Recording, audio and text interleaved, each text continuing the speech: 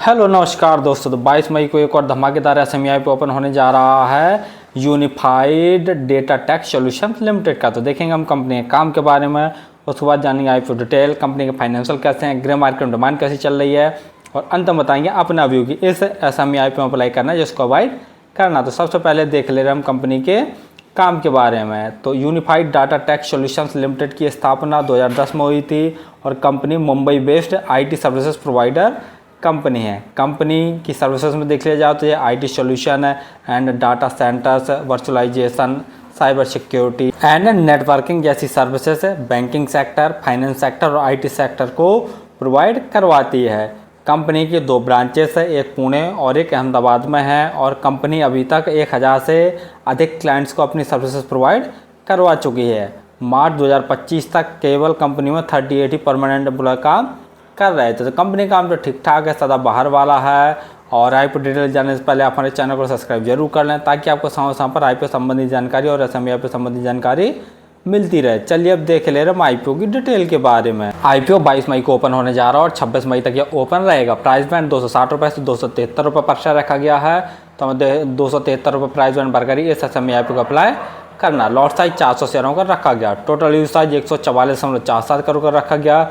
और देखा जाए तो ये पूरा का पूरा ऑफर फॉर सेल, अर्थात जो प्रमोटर्स है वो अपनी होल्डिंग बेचकर निकल रहे हैं। अलॉटमेंट 27 मई को आपको पता चल जाएगा, और यदि आपका आई प्लॉट नहीं होता है तो 28 मई तक आपके पैसे रिफंड वापस आपके अकाउंट में आ जाएंगे। लिस्टिंग डेट 29 मई रखी गई है। रिजर्वेशन में देख ले रहे हैं तो क्यूआईबी के लिए 50%, रिटेल बैंक के लिए 35% और एचएनआई कैटेगरी के लिए 15% का रिजर्वेशन रखा गया। रिटेल कैटेगरी में यदि आप एक लॉट अप्लाई करते हैं तो आपको 1,09,200 रुपये खर्च करने पड़ेंगे, और रिटेल कैटेगरी में एक ही लॉट अप्लाई किया जा सकता है। यदि एचएनआई कैटेगरी में अप्लाई करना चाहते हैं तो कम से कम 2 लॉट अप्लाई करने पड़ेंगे, जिसके लिए आपको 2,18,400 रुपये खर्च करने पड़ेंगे। आईपीओ आने के पहले जो उनकी प्रमोटर होल्डिंग थी वो 86.73% थी।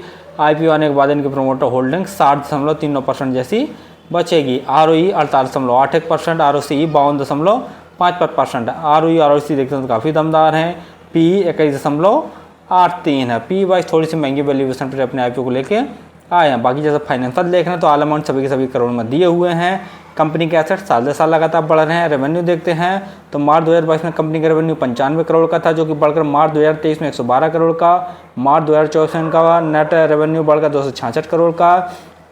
और फरवरी 2025 में देखते हैं तो इनका जो नेट रेवेन्यू था थोड़ी सी गिरावट देखने को मिली, सिर्फ 203 करोड़ का ही नेट रेवेन्यू जनरेट कर पाया है। वहीं प्रॉफिट आफ्टर टैक्स देखते हैं तो मार्च 2022 में कंपनी ने 9 करोड़ का नेट प्रॉफिट जनरेट किया था, जो कि बढ़कर मार्च 2023 में 10 करोड़ का, मार्च 2024 में 25 करोड़ का, और फरवरी 2025 तक कंपनी ने लगभग 31 करोड़ का नेट प्रॉफिट जनरेट कर लिया। तो नेट प्रॉफिट में जैसा देखना साल दर साल काफ़ी अच्छी ग्रोथ देखने को मिल रही है, लेकिन रेवेन्यू में फरवरी 2025 में थोड़ी सी गिरावट देखने को मिली है। वही नेटवर्थ वही बढ़ रही। रिजर्व कंपनी का मार्च 2022 में 28 करोड़ का था और फरवरी 2025 में 75 करोड़ का हो गया है। बोरिंग कंपनी के ऊपर है नहीं है, तो ये कहीं ना कहीं प्लस पॉइंट है।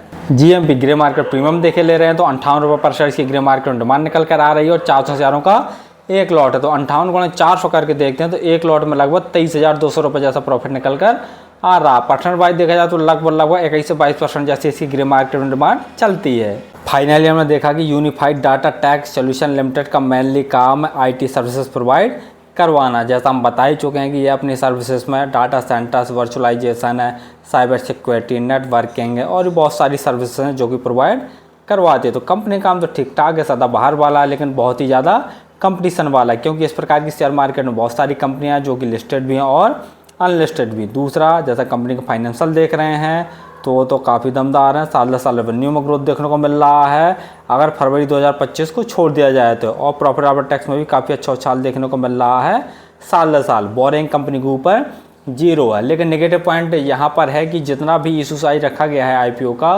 पूरा ऑफर फॉर सेल है, यानी जो प्रमोटर्स हैं वो अपनी होल्डिंग बेचकर निकल रहे हैं।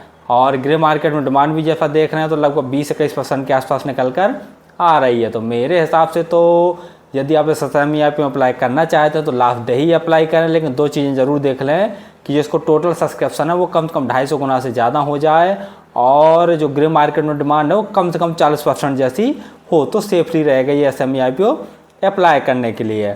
और फिर भी किसी ऐप या सेमी ऐप में अप्लाई करें तो एक बार स्वयं का एनालिसिस करके स्वयं के रिस्क पर ही किया करें। धन्यवाद।